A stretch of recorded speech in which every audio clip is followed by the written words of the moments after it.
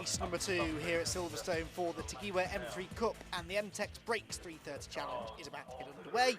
Tom Collar and Paul Cook once more make up the front row ahead of David Whitmore and Graham Crowhurst. Shane Ping-Yuan, Nick Williamson, Wayne Lewis and Julian McBride round out the M3s, with Matt Maxted and Darren Ball on the front row for the 330s. Lights go on, lights will go out after quite a long hold. Now, and away we go. Now remember, in race 1, Tom Collar did not convert pole position into the lead into turn 1. Let's see if that's the case again this time. It is the case again this time as Paul Cook goes up the inside and once more moves in front. Second place for Collar, and into third place comes David Whitmore, who's had another really good start there, the white and green car, and he moves up into third position ahead of Graham Crowhurst. Now remember, the bulk of race 1, we were following those two fighting over third place. It was Crowhurst in front, and despite the fact I think it was a bit quicker, there was just no way through for David Whitmore. Well, this time around, he's got through right at the start of the race. The 330s come through, and it looks to me as though Darren Ball has the class lead, and down to third place for David Drinkwater. Actually, that at the very start, he started third in class. His qualifying pace not brilliant, but he has been winning races left, right and centre this year. On board with Julian McBride going up the Hanger Straight, as the leaders much more closely bunched this time around than they were at the start of race 1. Head through Stowe Corner for the first time, with Paul Cook leading the way. Tom Collar in second, McBride on the inside of Shane Ping-Yuan, who runs very wide over the curbs, coming out of the high-speed right-hander. On the road, we've got Wayne Lewis attacking Graham Crowhurst for fourth position, trying to go around the outside of Vale to get the inside for Club, and it nearly worked. He had to back out of it though, took to the curbs as well. The car got slightly airborne, and that really loses in momentum through the second part of the corner and allows Shane Ping-Yuan to close in. Leads across the line though, and it is definitely going to be Cook that leads the way. Collar in second, third place then for Whitmore, fourth is Crowhurst, fifth is Lewis, sixth is Ping-Yuan, and seventh place for Julian McBride. So again, it's Nick Williamson, unfortunately, who had mechanical dramas in race 1, the man who was second in the points coming into this race, but he lost that position to David Whitmore in race 1, and he looks set to lose even more ground here in race 2, because the car still does not appear to be running at full speed. Leaders though down through the link in towards Chapel Corner, this tight right-hander out onto the Grand Prix circuit again. With a sideways Julian McBride, who looks like he's having to work hard to keep up with the pack here. He is at the tail end of that leading group there in 7th position. Tom Collar, though, is going with Paul Cook this time around, so this gives me hope that we'll have a bit more of a competitive race at the very front of the field this time around, because in race 1, Tom Collar simply couldn't keep up with Paul Cook's pace. Paul got the lead from the outside of row 1. And really never looked back. Well, he's done the first part of that again this time around, but he's going to be able to do the second and pull off into a comfortable lead. Something that definitely is not going to make life comfortable is the weather, because it's starting to rain again. We've had a change of lead meanwhile in the 330s, and that is way up onto the curb. Matt Maxted, who's got past Darren Ball and has taken over the race lead. Darren Ball in turn is under pressure from David Drinkwater, and not far behind him is the silver and red car of Bill Redrop, so a 4-car fight for the lead in the 330 element of the race. And again, this is a whole lot more competitive than it was in race number 1, so the action already hotting up, even though the weather is possibly starting to cool down and get even more inclement as the day goes on. Very sideways there for Matt Maxted, who's all out of control, almost going through farm and into village. Running way wide is Darren Ball, and that will open the door for David Drinkwater to go up the inside and take second place away, surely. David Drinkwater will have the inside line down the hill and should be able to move through. Yes, he does eventually, but Darren Ball made life difficult, tried to stay with him around the outside. That's just given a small advantage now to Matt Maxted, who is a 4-time winner already this year. Remember, he has won more races than anyone else in the class. 4 wins for him, 3 for David Drinkwater, and 2 for Darren Ball. Well, Darren Ball is trying to go back around the outside of Drinkwater, but these are the 3 top drivers within the MTEC Brakes 330 Challenge. They don't score points, remember, yet this year, but they certainly do put on some great racing. Down the hill, Darren Ball might have to go on the inside, but then opts out of that one because Drinkwater was desperately late on the brakes, but just about got the car stopped. Right hand they go. There's a new sausage curb on the outside there at the first part of the club to try and deal with track limits offenders. It seems to be doing the job, because so far we've seen anyone who runs over that curve has really lost quite a bit of ground. Right, here's the third place battle, and it's battle resumed now between David Whitmore and Graham Crowhurst, but it is Whitmore in front this time and trying to fend off Crowhurst. Crowhurst, of course, was doing all of the defending in race number 1, but they've also been joined by Wayne Lewis, whose qualifying pace was about 1.5 seconds off the pace of Whitmore and Crowhurst, just less than 1.5 seconds. But in the race, he's staying with them. Wipers on still there, you can see for Tom Collar in second position, although he is the only car in the lead group that has their windscreen wipers on. So if it is raining, it's not that heavy. Although quite often the drivers will coat the windscreens with Rain-X, and that will allow them to be able to run in at least light rain conditions without having to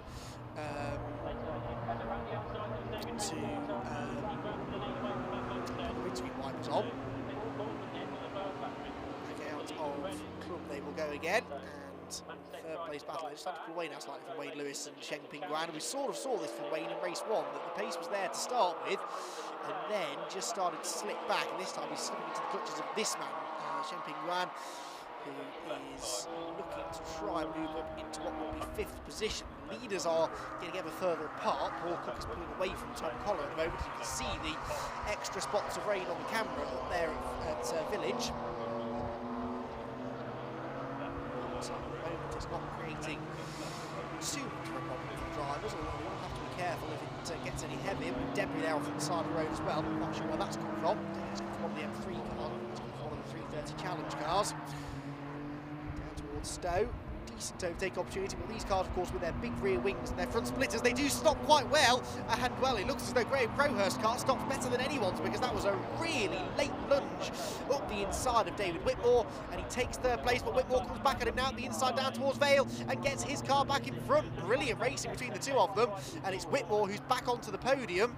But Graham Crowhurst, well, he thought he had that all done then with a tremendous move on the inside. He's back on the inside again through the second part of the club, because I mentioned that curb just a lap or so ago. We saw David Whitmore run wide over the curb, lose rear traction, and nearly lose third place again, but he's still in front. So that's now bunched this whole group back together and brought Wayne Lewis and Sheng Ping Yuan back into play. As they head back through Village again and into Farm, into the middle portion of the race now. And it doesn't look as though they're going to be able to catch the leading two, but it does look as though, once again, it's these cars fighting over the bottom step of the podium that will produce most of the entertainment from this race. Downhill, steeply downhill as well it is, into the right-hander, onto the hanger straight. There are the leaders of the two black and yellow cars. And the more fluorescent yellow car with Paul Cook in front. The matte yellow of Tom Collar, championship leader in second. Third, well, it's anyone's guess, but Crowhurst's going to try it again. Look at that, another really late chink up the inside.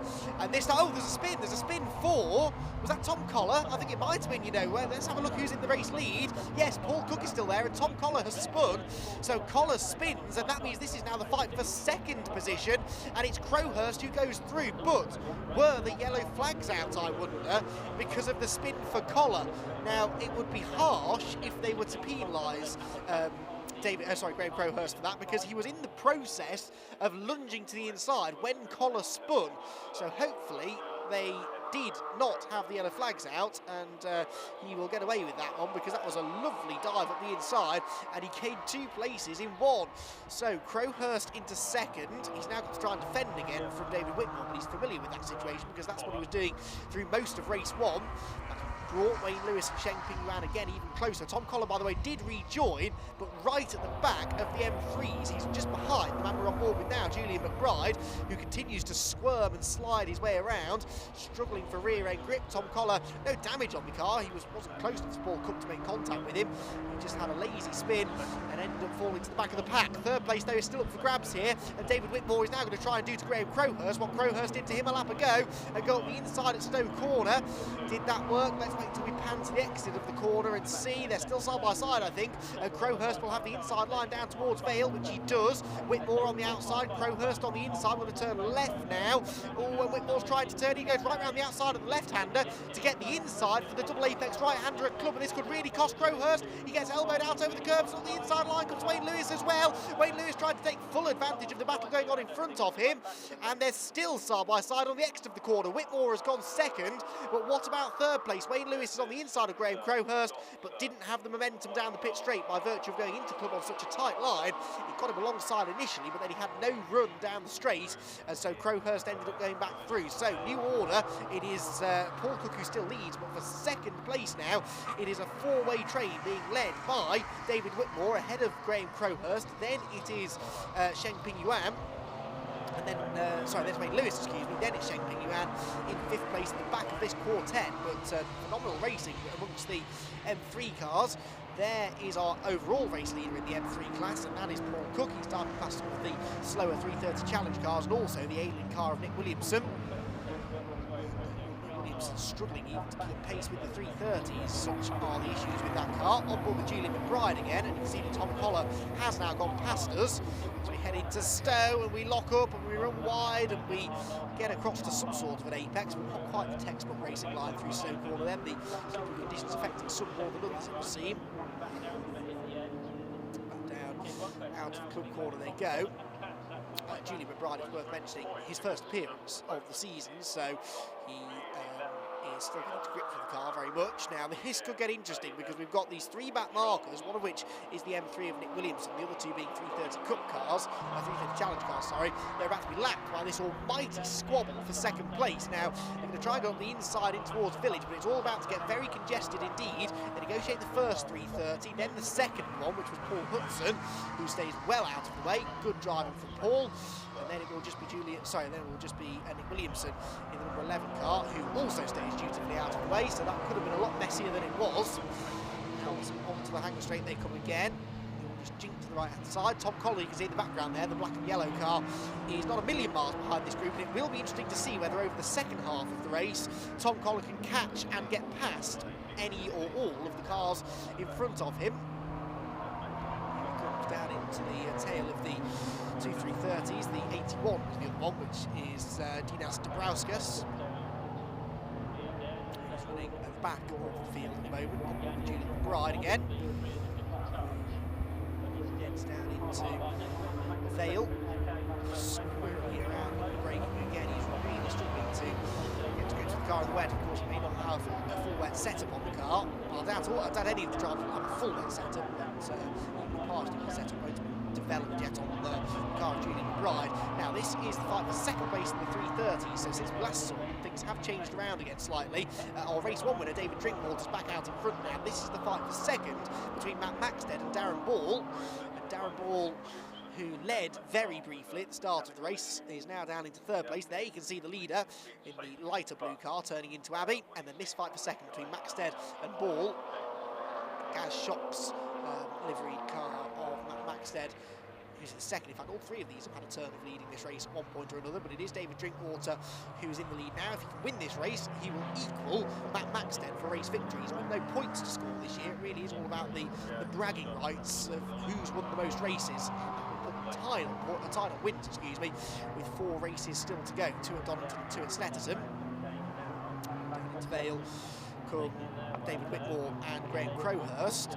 Crowhurst trying. Now it's funny, isn't it? Because now that Whitmore's in front, he looks like the scrappier of the 2, whereas before, when it was Whitmore who was under pressure, he was the one making the little mistakes. So it maybe isn't so much down to car setup and more down to just the drivers feeling the pressure, because they know that if David Whitmore knows if he makes one little mistake, not only will Graham Crowhurst go through, but there's a good chance that Wayne Lewis and Sheng Ping Yuan will also go through, and he'll lose 3 places, and just like that, he'll be off the podium altogether. So that adds to the pressure for David Whitmore here. He can't afford to make even the slightest of errors, and that was a slight error. He runs wide at Village. Now he should get good exit speed from the wide line, which he does, but was flirting with danger. Down into the right hand, but that's not the sake where Sheng Ping Yuan seems to fall back slightly, doesn't he, through the rest of the track and closes back in. But these 3 cars could not be much closer together as they go down the hanger straight again in the fight for 2nd place.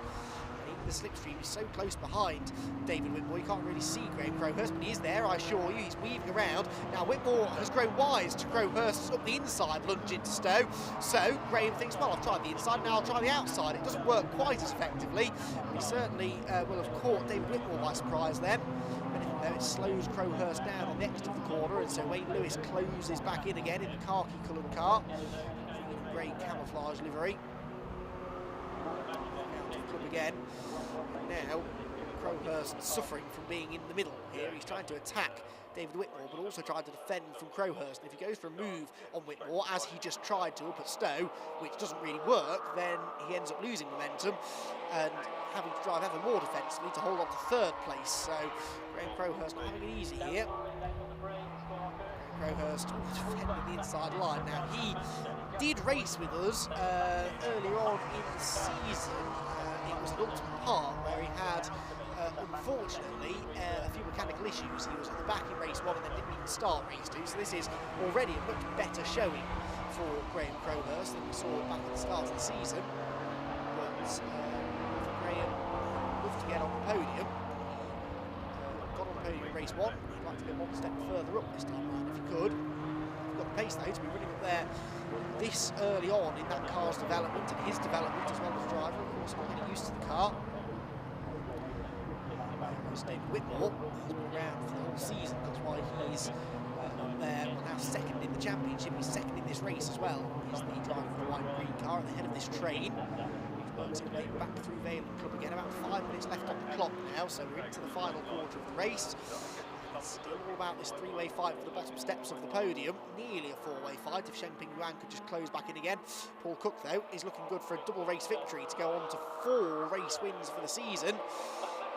It is a shame that he had to miss that round, isn't it, back at Silverstone here last time, because had he been here and had he been able to maybe win one or both of those races, then Paul Cook could have been right up there with Tom Collar for the championship. As I said, though, you dropped your 3 worst scores, so straight away Paul Cook has 2 0 scores to drop, which were the 2 races that he didn't enter. It's his other worst finish of the year. Let's have a look. We have to go all the way back, probably. We have to go all the way back to the start of the year on the park. And in fact, no, Paul Cook was not there either, so actually Paul Cook is dropping 0 points, whereas Tom Collar, who has raced in every race, I think he's dropping to 4th. He'll be dropping this race result probably, which at the moment is looking like, well, at best a 3rd or 4th place finish, maybe a 5th or 6th place finish, which doesn't think much more ground, but he will still be dropping some points, so actually things are going to get tight in the championship, going into that final couple of rounds. Let's see what happens between Tom Collar and David Whitmore over those final few rounds. Collar definitely seems to have had the pace, but maybe just not quite the consistency as the year has gone on. Now here is the fight for second in the 330s. It's still Matt Maxted ahead of Darren Ball. Flames spitting there from the back of Darren Ball's car. You can see that it is optional to fit the rear wing on the 330 challenge cars. Oh, what's gone on there? Darren Ball runs out wide over the curb. Oh, the front right suspension or the steering arm has failed, and that is very odd indeed, because the car was going around the corner, albeit a bit wide, but I don't think that's what caused that. And then all of a sudden, plumes of smoke and Darren Ball out of the race. So Ball is out and becomes our first retirement of the race, and that's a real shame because we were enjoying that battle he was having with Matt Maxted. Maxted now all on his own, second place in the 330 challenge. There goes Chris Graham going a lap down. He's also in the 330 element of the race. Albeit a little lonely, Darren Ball vacates the scene. Now that car is in, I would say, potentially a dangerous position. We'll have to wait and see whether they choose to throw a safety car, or at this late stage of the race, you'd have to suggest maybe it would make more sense just to red flag it.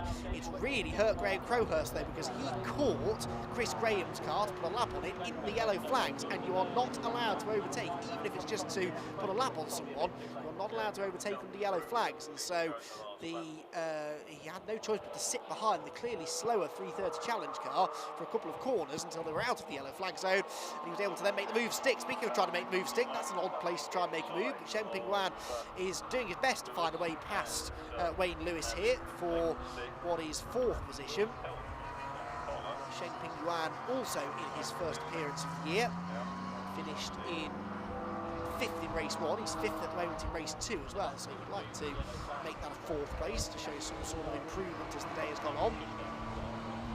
Lewis finished 6th in race 1, so he's already doing better than that with 4th place in this one, but Tom Collar, well, he's catching them, but not all that rapidly, it has to be said. You can see him in the background, but he's not really racing up to the back of this group, so Tom Collar may not be able to improve upon 6th place, which would be definitely his worst finish of the year so far.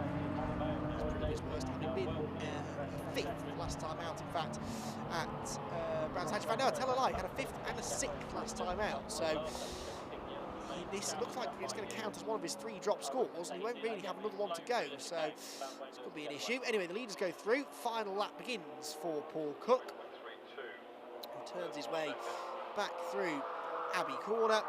no pressure now after the demise of Tom Collar, although it must be said that Paul was pulling away from Tom anyway, as he did in race 1. So Paul Cook proving he's got the speed, and as I said, with drop scores, the championship gets an awful lot tighter, so he is still a championship contender. And if he keeps winning races at this rate, potentially be a championship winner for selected at the end of the season. You see there David Whitmore in the background, he's likely to be in the championship equation as well for the final rounds of the year. Can't count out Tom Collar, because although this race hasn't gone to plan, he'll be able to count it as one of his drop scores. It just sort of puts him on a bit of a knife edge now for the rest of the season. He can't afford a non-finish or another bad race, because then all of a sudden he starts to have to count some of these bad finishes. Anyway, the leaders are down through Stowe. The leader on his own is down through Stowe and has only 2 corners between himself and a double race victory, and that honour is going to go, by the looks of it, to Paul Cook, who rounds Club Corner, and car number 26, a beautifully turned out car it is too, will take the checkered flag for the second race here at Silverstone. David Whitmore gets some really important championship points in 2nd position, 3rd for Graham Crowhurst, 4th Wayne Lewis, and 5th for Tom Collar, with Chengping Yuan and Julie McBride rounding out the M3s. David Drinkwater wins the 330s, ahead of Matt Maxted and Bill Redrop, then Chris Graham, Nick Williamson, Dinas Dabrauskas and Paul Hudson, whilst Darren Ball was the only non-finisher of the race. Paul, it was vital to get that gap, 2-car gap, let them squabble behind you, and you just managed it from there. Well done. Yeah, it was, I say, good start again, which I'm not very good at, but managed the second time today. Managed to create a gap between me and Tom, a little 2-3 car gap, and yeah, after 2-3 laps, I looked in the mirror and it just disappeared. I didn't know it could have been up the inside of me. I was looking around and looked in the rearview mirror, and he'd obviously span out or had a mechanical problem. But yeah. David, what a race. Firstly, congratulations. It wasn't easy. Talk us through it. No, it was actually a really good race. I really enjoyed that. I had a great battle with Matt and Darren, the 3 of us, for a good 3, 4, 5 laps, whatever it was. It was just in and out all the time and swapping positions, and it was brilliant. And over to you, Matt. You pushed him all the way, didn't quite get there in the end, but you got to be happy with 2nd. Yeah, I'm happy. In the first race, you know, we had a bit of damage with Chris, and took me out of the race on the 3rd corner. So just to get 2nd after all the damage we had, it's great. But didn't have the pace. You know, David head and shoulders faster in that race. You know, it's good because now coming into the next round, we don't know who's going to have it, and it'll lead to some racing wherever we are next.